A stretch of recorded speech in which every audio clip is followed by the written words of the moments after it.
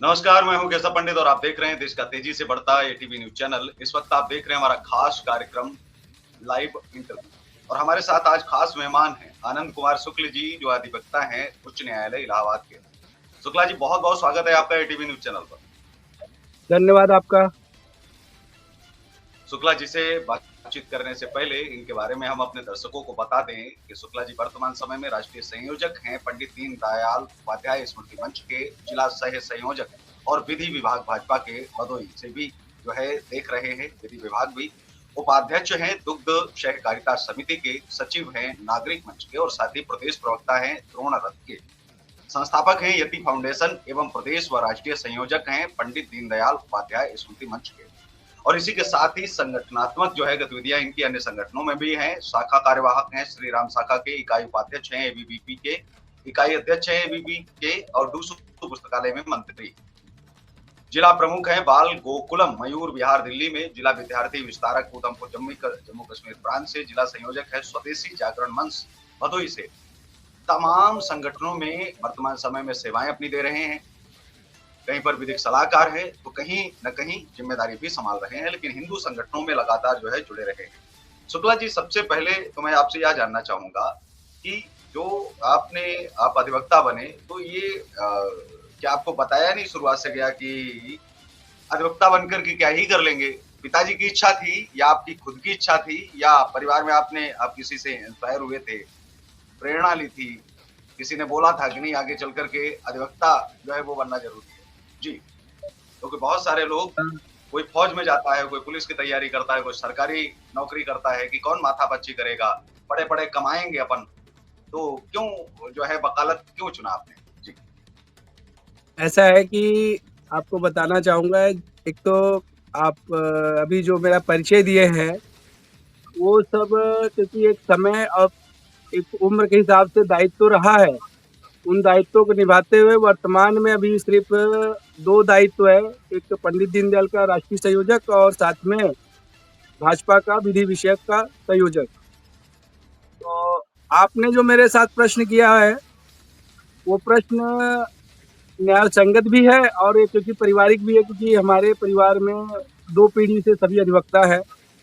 Bombay high court में भी है, बड़े पिताजी थे और हमारे पिताजी सुप्रीम कोर्ट में हैं कंटिन्यू। तो सुप्रीम कोर्ट के नाते पूरा परिवार में लगभग 15 अधिवक्ता हैं, जिनमें से 4 सरकारी अधिवक्ता हैं। तो ये सौभाग्य का विषय है कि पिताजी और बड़े पिताजी की देन रही है कि पूरा परिवार उसी लाइन में शुरू से रहा है। तो हम और इसका रहने का उद्देश्य ये है अधिवक्ता बनने का, क्योंकि आज जिस प्रकार से भारत की सुरक्षा अगर भारतीय फौज कर रहे हैं, न्यायिक व्यवस्था को अगर कोई कर सकता है तो अधिवक्ता के रूप में कर सकता है। बस समझने और समझाने की आवश्यकता होती है कि जो एक वादी या प्रतिवादी हमारे बीच में आता है, वो न्याय की दृष्टि से आता है। साथ ही जीवन के सारे कष्टों को देखते हुए वह व्यक्ति जो वादी या प्रतिवादी के रूप में एक अधिवक्ता के पास आता है, तो अपने सभी दुख गम को लेकर के कि मैं इसके पास जाऊंगा तो मुझे जितना परिवार से या भाई से या पत्नी से या समाज से जितना उम्मीद नहीं होगी, उतना मुझे अधिवक्ता के रूप में मिलेगा। तो उसकी अपेक्षाओं पे खरा उतरना भी एक अधिवक्ता का एक बहुत बड़ा रोल होता है और उस रोल में हम निभाने के लिए तैयार हैं और लगातार कोशिश करते हैं कि जो हमारे पास आए उसको न्याय मिले। जैसे मेरे परिवार की भी प्रतिष्ठा रहता है और साथ में अपना भी रहता है कि हम उसको न्याय दिलाएं। जी।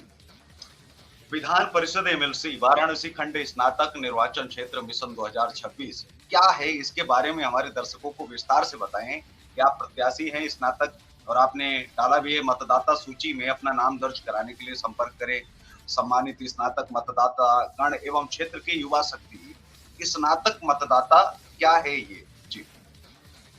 देखिए, भारत के 5 राज्यों में विधान परिषद का चुनाव होता है, जिसमें से एक उत्तर प्रदेश भी है। उत्तर प्रदेश में 100 एमएलसी हैं, 100 एमएलसी यानी विधान परिषद सदस्य बनाए जाते हैं, जो 5 प्रकार से चुनाव होता है। उन 5 प्रकार में मनोनीत भी हैं, पार्टी के गत भी हैं, शिक्षक भी हैं और नगर निकाय के भी हैं और स्नातक भी हैं। तो मैंने जो विषय चुना है वाराणसी खंड में जो 8 जिले हैं प्रशासनिक दृष्टि से भदोही, मिर्जापुर, सोनभद्र, चंदौली, वाराणसी, गाजीपुर, जौनपुर और बलिया। इन 8 जिले में जो विषय है कि स्नातक का एक विषय अलग होता है कि स्नातकों के लिए भी एक एमएलसी होना चाहिए। उनके उसका लिखा पढ़ा हुआ व्यक्ति आएगा तो उनके विषयों को रखेगा, उनके उद्देश्यों को रखेगा कि एक स्नातक किया हुआ व्यक्ति समाज में क्या-क्या भूमिका निभा सकता है, क्या-क्या देश के लिए, राष्ट्र के लिए, परिवार के लिए कर सकता है। लेकिन यह स्नातक चुनाव अभी तक जो भी लड़े या लड़ाए गए या उनको स्नातकों ने समर्थन दिया, उस स्थान पे देखा जाए तो स्नातकों के लिए न्याय संगत न्याय नहीं मिल पाया, जिसके कारण से बहुत सारी चीजें समस्या उत्पन्न हुई। आज हम अगर 8 जिलों की बात करें तो 8 जिलों के लगभग अगर आबादी देखी जाए तो लगभग 2 करोड़ से ऊपर है। इस 2 करोड़ के ऊपर में लगभग अगर हम 10% भी मानते हैं कि स्नातक हैं, यानी एक तो हमारी शिक्षा व्यवस्था पे प्रश्न चिन्ह उठ रहा है कि स्नातक का 10% मतलब 2 करोड़ में 10% बहुत ही कम है। यानी रेशो देखा जाएगा 50% कम से कम होना चाहिए स्नातक, लेकिन ऐसा क्या परिस्थिति है कि स्नातक कर नहीं पाते, अगर करते भी हैं तो वो अच्छे नंबर नहीं पाते हैं। तो शिक्षा व्यवस्था के ऊपर भी प्रश्न उठता है। दूसरा विषय है कि स्नातक करने के बाद उनको रोजगार क्यों नहीं मिल रहा? या तो फिर शिक्षा देनी नहीं चाहिए, अब देनी चाहिए तो उन चीज़ों को उनके हिसाब से उस चीज़ का क्रिएटिव होना चाहिए जॉब में या जो भी है जिले वाइज। तो वो चीज़ें भी देखा जाए तो स्नातक किया हुआ व्यक्ति पान का ठेला, दुकान खोलकर बैठा है, कहीं चौपाटी पे बैठा हुआ है, ऐसा क्यों? यानी स्नातक करना भी बेकार हो गया, समय की बर्बादी हो गई। तो स्नातक एमएलसी का मुख्य उद्देश्य है कि स्नातकों के लिए कुछ क्रिएटिव करना और उसको विधान परिषद के माध्यम से वर्तमान सरकार या जो भी सरकारें रहे उनके सामने समक्ष रखें, उनके विषयों को आगे करके उनके रोजगार की बात हो, बेरोजगार अगर हैं, नहीं रोजगार पा रहे हैं या उनके स्नातक में कम नंबर है, 50% से कम है, तो हो सकता है कि कुछ नौकरियों में कैटेगरियाँ बनी रहती है कि आपकी इतनी परसेंटेज होनी ही चाहिए। तो उसमें ग्रेजुएशन तो करने वाले 33% वाले भी हैं, 90% वाले भी हैं। तो इन चीज़ों को लेकर के मैंने एक मुहिम छेड़ा है और उस मुहिम के माध्यम से कि जो ऐसे हैं जो 50% कम हैं, उनको बेरोजगारी भत्ता भी मिले, क्योंकि आप सभी जानते हैं कि बेरोजगारी भत्ता आज से नहीं, जब से भारत आज़ाद हुआ है तब से बेरोजगारी भत्ता है। लेकिन वो बेरोजगारी भत्ता आज किसी को देखने को नहीं मिलता या उसकी जानकारी का अभाव। और उनके नौकरी के आज हम अगर अपने 8 जिलों की बात करें, छोटे से चपरासी से लेकर के 1 लाख ऑफिसर की बात करें, मोटा-मोटा 15 से 20 हज़ार नौकरियाँ खाली हैं, हर जिले में। और वो स्नातक बेस पे आप संविदा के आधार पे, कॉन्ट्रैक्ट बेस पे रख सकते हैं, लेकिन क्यों नहीं रखते हैं? तो उनके लिए भी ये विषय रखना है। तो इस कारण से मैं स्नातक होने के नाते, एक शिक्षार्थी होने के नाते मैंने अपना विषय रखने के लिए आप सबके बीच में आया हूँ। और मैं चाहता हूँ कि मेरे 8 जिलों के जितने स्नातक भाई-बहन हैं, उनके भविष्य की चिंता होनी चाहिए। ये अभी जो समाजवादी पार्टी के आशुतोष सिन्हा जी हैं, आज तक इतने साल हो गए, अब दूसरी पंचवर्षीय 2026 में 1 साल बाद होने वाला है, लेकिन आज तक विधान परिषद में सदस्य होने के नाते कभी भी स्नातकों का विषय नहीं उठाए। ये बड़ा दुर्भाग्य का विषय है। जिन स्नातकों ने वोटर बने, जिससे वो जीते, वो समाजवादी पार्टी के होने के नाते भी या क्षेत्र के होने के नाते अपना वो विषय नहीं रखते। ये बड़ा दुर्भाग्य का विषय है। उन स्नातकों के साथ वो कहीं न कहीं धोखा दिए। तो इन उद्देश्यों के साथ मैंने स्नातक एमएलसी की विषय रखा है और अपने युवा भाई-बहनों और युवा शक्ति इसलिए कहा है क्योंकि युवाओं से भारत बनता है। आज हम किसी भी देश की राजधानी या किसी भी देश की संस्कृति की बात करें, वो युवाओं से ही चला। युवाओं का जिधर मोड़ मुड़ा है, उधर पूरा कानवाई बदल जाती है। तो मैं युवाओं के साथ हूँ और युवा भी मैं ऐसी अपेक्षा रखता हूँ कि वो मेरे साथ खड़े। जी। जो आप अभी वर्तमान में आपने बात की कि स्नातकों की बात जो है नहीं हो रही है। एजुकेशन सिस्टम की यदि हम बात करें तो क्या सुधार आपके हिसाब से होनी चाहिए वर्तमान समय में? क्योंकि हम हमारे घर का टीवी, फ्रिज, कूलर कुछ भी जो है खराब हो जाए, तो हमको तो अनपढ़ व्यक्ति को ही बुला कर के उसी से ठीक करवाना पड़ता है। हम गाड़ी भले ही 50 लाख की ले लें या 2 करोड़ की ले लें, यदि वह पंक्चर तक हो जाए तो वो हमको अनपढ़ व्यक्ति बुलाना पड़ता है, हम तो उसमें कुछ कर भी नहीं सकते। तो एजुकेशन सिस्टम में क्या बदलाव होना चाहिए? क्योंकि 2014 से नरेंद्र मोदी जी भी आए, उन्होंने खास कोई बदलाव किया नहीं है शिक्षा व्यवस्था में। कोई व्यक्ति कितना भी पढ़ जाए, वो अपने घर के कार्यों को भी नहीं जो है कर सकता है, उसको कुछ भी बनाना नहीं आता। हम या यूँ कहें कि किसी को यदि हम देखें भारत के अंदर, तो न तो घर चलाने का ज्ञान दिया जाता है, मतलब शादी के बाद में इनके घर टूटते हैं, आप तो अधिवक्ता हैं, आप तो देख ही रहे होंगे। न संस्कार दिए जाते हैं, जो कि कहते हैं कि हमको आज़ादी चाहिए। न तो काम सिखाया जाता है, न जीवन सिखाया जाता है। एजुकेशन सिस्टम जो वर्तमान समय में चल रहा है, क्या इसमें वाक़ई में बदलाव की आवश्यकता है? और यदि है, तो किस प्रकार के बदलाव की अपेक्षा आप करते हैं? जी। देखिए केशव जी, विषय आपने जो छेड़ा है, उस विषय में मैं कहना चाहूँगा कि एक होता है स्किल। स्किल देख के भी हो सकता है, पढ़ के भी हो सकता है, सुन के हो सकता है। हमारी संस्कृति श्रवण शक्ति रही, लिखित नहीं रही।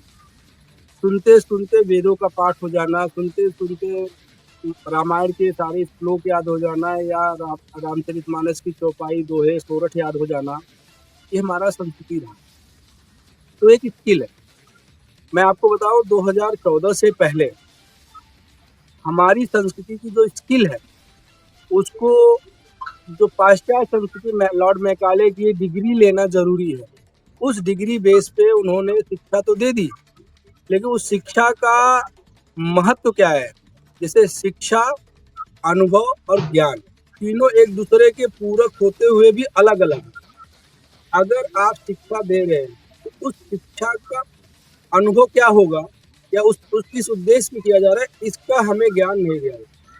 आज हम कोई भी एजुकेशन ले रहे हैं, जैसे आपने एक उदाहरण दिया कि 2 करोड़ की गाड़ी है या 40 लाख की गाड़ी या 10 लाख की गाड़ी है, उन गाड़ियों में डिग्री नहीं देखी जाती, स्किल देखी जाती है।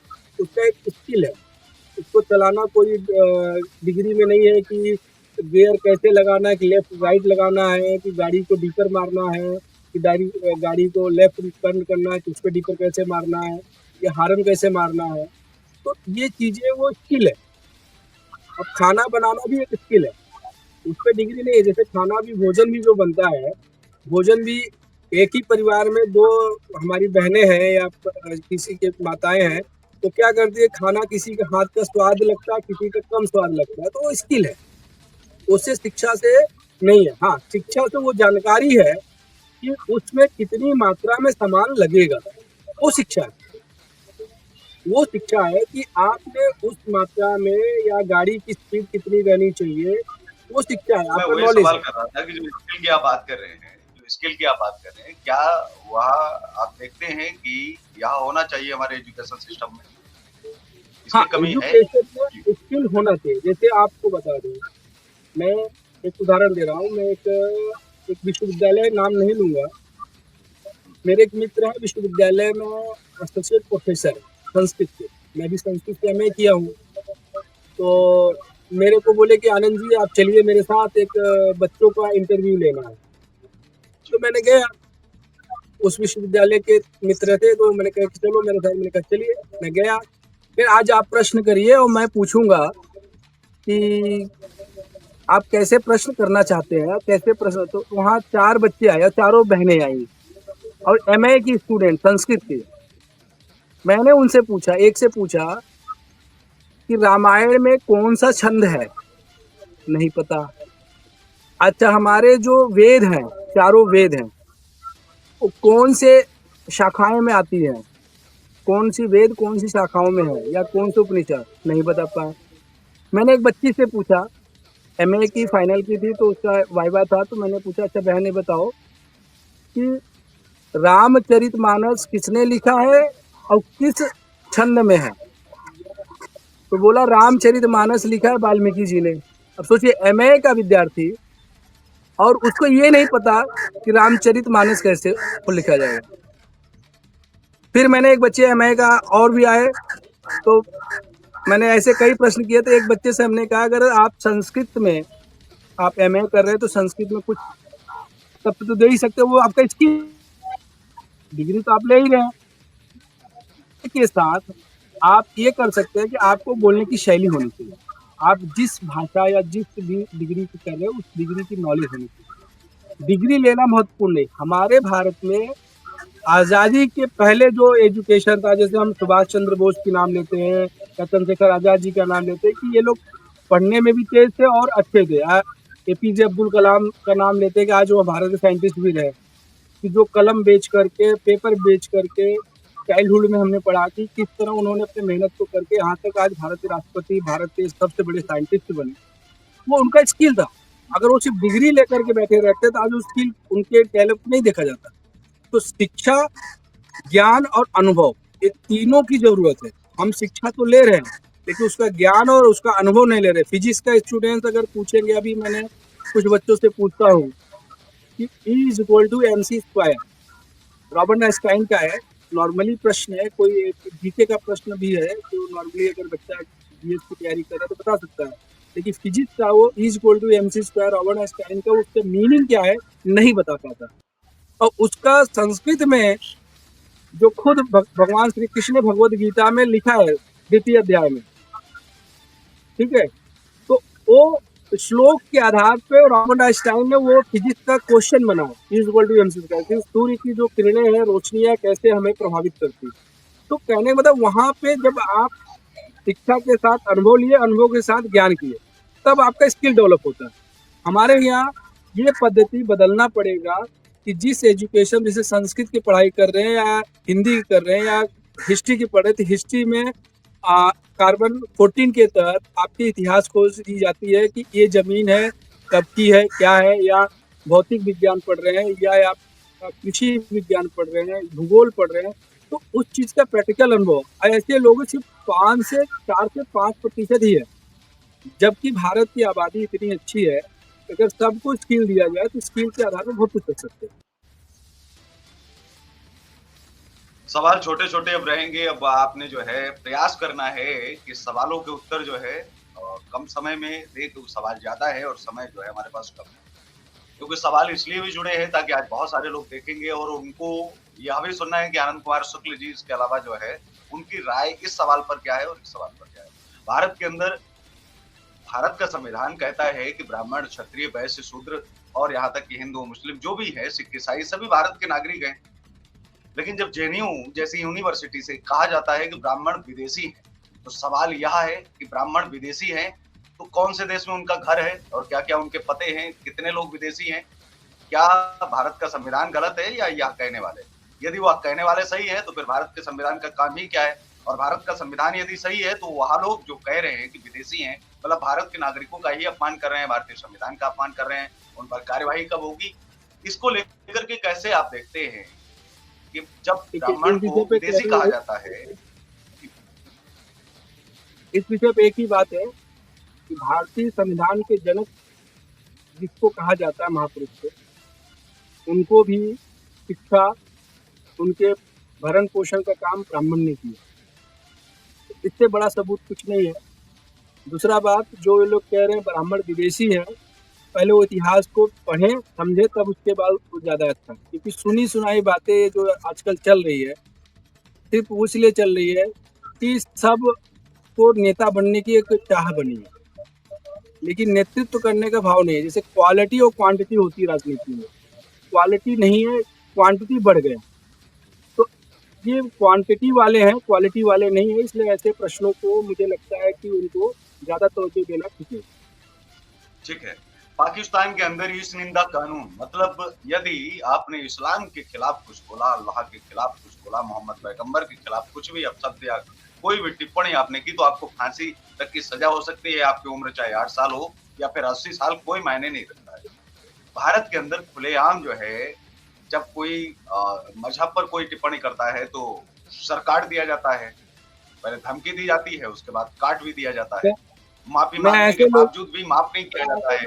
जी, मैं आता हूँ, पूरी बात मैं कर लूँ सवाल। वहीं दूसरी तरफ भारत के अंदर अब भी माता दुर्गा के ऊपर लगातार टिप्पणियाँ जो है चल रही हैं। उनको क्या-क्या बोला जा रहा है। बेस मतलब 11-11 एफआईआर होने के बावजूद भी महिलाएँ, पुरुष जो अम्बेडकरवाद के नाम पर जो गंदगी फैला रहे हैं, उस पर कोई कार्रवाई सरकार की नहीं हो रही है। देवी-देवताओं को दिन-रात टिप्पणी ऐसी गलत की जाती है। क्या भारत के अंदर इस निंदा कानून नहीं आ जाना चाहिए? कोई किसी भी देवी-देवता पर, कोई किसी भी धर्म पर, कोई किसी की जाति पर किसी भी प्रकार की टिप्पणी ही नहीं कर पाएगा। क्या इस निंदा, धर्म निंदा और जाति निंदा, ये 3 कानून बनने की आवश्यकता आज के दौर में है या नहीं? जी। देखिए, मैं एक ही बात कहूँगा, धार्मिक रूप से सभी संप्रदाय का स्वागत, धार्मिक रूप से। लेकिन सामाजिक और राजनैतिक और राष्ट्रीय हित में जो भारत का संविधान है, उस हिसाब से चलना चाहिए। अगर उस हिसाब से कोई भी नहीं चला, चाहे मैं स्वयं हूँ, तो कार्रवाई होनी चाहिए, उसको जेल होनी चाहिए। दूसरा विषय, आपने एक बात बोली कि आजकल लोग धार्मिक प्रवृत्तियों में या सर काट दे रहे हैं, तो ऐसे लोगों को तुरंत मैं तो कहता हूँ चौराहे पे खड़ा करके गोली मार देना चाहिए, क्योंकि मैं इसका घोर विरोधी हूँ। अभी जैसे मिर्ज़ापुर में एक लोक गायिका अपने को बता रही है, उनको ना शब्द का पता, ना शब्दों का ज्ञान पता, और जिस प्रकार से हमारे धार्मिक मंदिरों या धार्मिक देवी-देवताओं पे अभद्र टिप्पणी किया, मैं इसका विरोध करता हूँ और आगे भी अगर ज़रूरत पड़ेगा तो कानूनी कार्रवाई के लिए मैं खड़ा हूँ। जी, आप उच्चतम न्यायालय इलाहाबाद में हैं, निश्चित तौर पर एससी-एसटी के केस भी आते होंगे। एससी-एसटी जी, केस, मतलब यदि आपको कोई विदेशी बोले, किसी ब्राह्मण को, किसी क्षत्रिय को, किसी वैश्य को विदेशी बोला जाए, बाहरी बोला जाए, कुछ भी, कोई भी गाली दे दी जाए, माँ, बहन, बेटी की गाली दे दी जाए, तब भी कोई कार्यवाही नहीं, ना के बराबर, जो दिन-रात होता ही है। हम देखते हैं अमूमन चाहे पुलिस सिस्टम हो, अधिकारी वर्ग हो, जनता के साथ कितना दुर्व्यवहार करता है। जिस माँ, बहन, बेटी को योगी आदित्यनाथ जी, प्रधानमंत्री जी अपनी बहन-बेटी बताते हैं, उसी माँ, बहन, बेटी को सबसे ज़्यादा लपेटने में पुलिस अधिकारियों का और अधिकारियों का काम रहता है। मतलब प्रधानमंत्री की डायरेक्ट माँ को गाली देंगे, तभी माँ की गाली लगेगी। क्या वो जिनको माँ और बहन बोलते हैं, उनको गाली दी जाती है? क्या वो गाली प्रधानमंत्री को नहीं लगती? पहला सवाल तो यह है। दूसरा सवाल यह है कि आपको जातिगत टिप्पणी आपके ऊपर भले ही कर ली जाए, चाहे तिलक तराजू और तलवार इनको मारो जूते चार बोला जाए, चाहे कुछ और बोला जाए, आपको सहन करना ही होगा क्योंकि आप सहन करने के लिए बने हैं। दूसरी तरफ आप बंद कंपार्टमेंट में आप कुछ भी नहीं बोल रहे, भले ही माफी मांग रहे हैं कि भाई हमने तो कुछ बोला ही नहीं है, लड़ाई किसी और की थी, लेकिन एससी एसटी आपके ऊपर लगवा दिया जाता है। कहा जाता है कि हमारे साथ में दुर्व्यवहार किया गया, इसके बदले में मुकदमा तो पंजीकृत होता ही है, बिना जांच के जेल जाने के आदेश है ही, और साथ में जमानत न होने की भी उसमें कानून में प्रावधान है। साथ ही सवाल यह है कि इनको जो भीख दी जाती है एससी एसटी मुकदमा दर्ज करने के बदले में, क्या सरकारी जो सहायता है, अनुदान है, जो हम लोग टैक्स भरते हैं, वो पैसा इनको क्यों फ्री में बांटा जाता है? इस प्रकार से तमाम देश भर में केस आए हैं।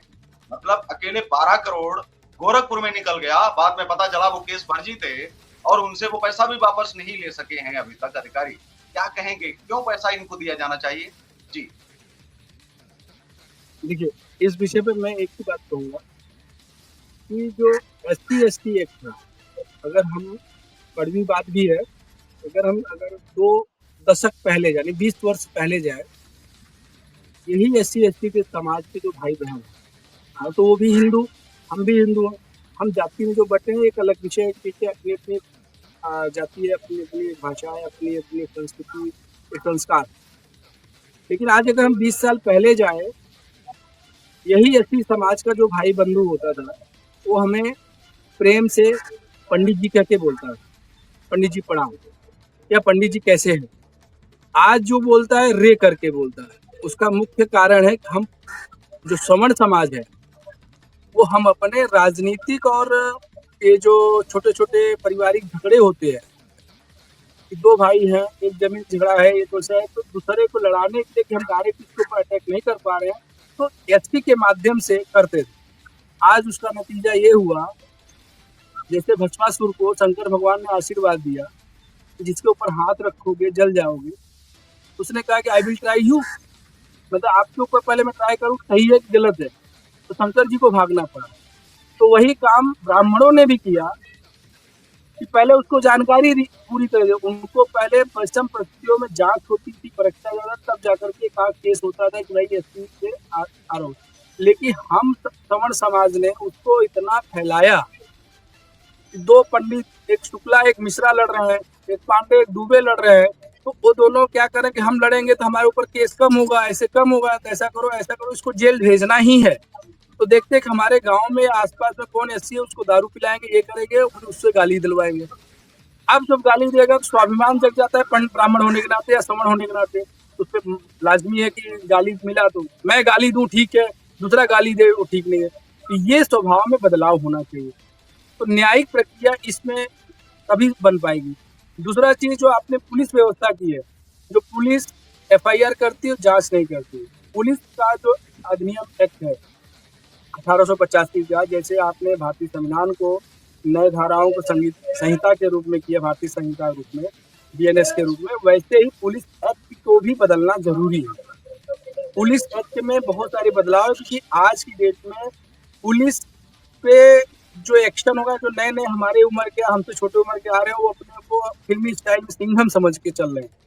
कहीं भी आप देखिए, चाहे अधिवक्ता के साथ लड़ाई हो, चाहे सामान्य व्यक्ति की हो, जबकि कानून में ऐसा कहीं कुछ नहीं है, लेकिन उसको वो अपने वर्दी, मतलब मैं आई एम ए किंग, इस तरह का जो भाव है, ये चीजें दूर हो करना पड़ेगा। और दूसरा चीज, जो प्रशासनिक अधिकारी में जो आईएएस आईपीएस होते हैं, उनका जो एक पोलाइटली कहिए या डर कहिए, चाहे जो भी हो, चाहे वो लालच कहिए, कि वो अपना पद बनाए रखने के लिए जी हजूरी नेताओं करते, वो अपने पद की गरिमा को नहीं समझते।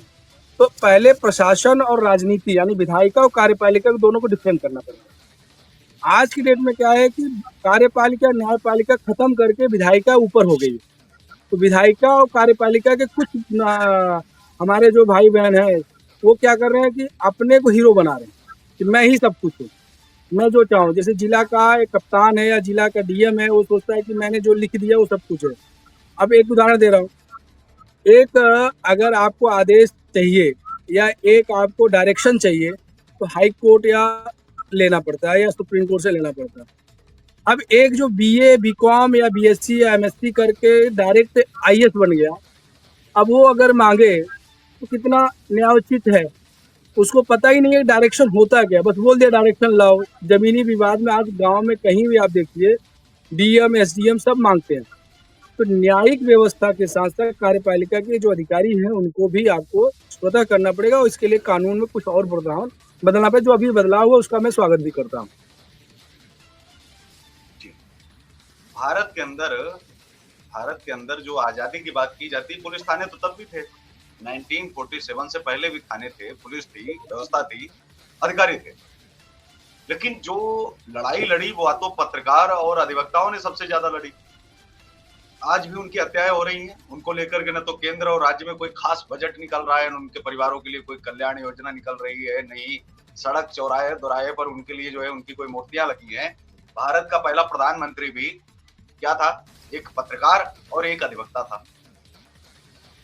Father of nation Mahatma Gandhi ji क्या थे, एक पत्रकार थे और एक अधिवक्ता थे।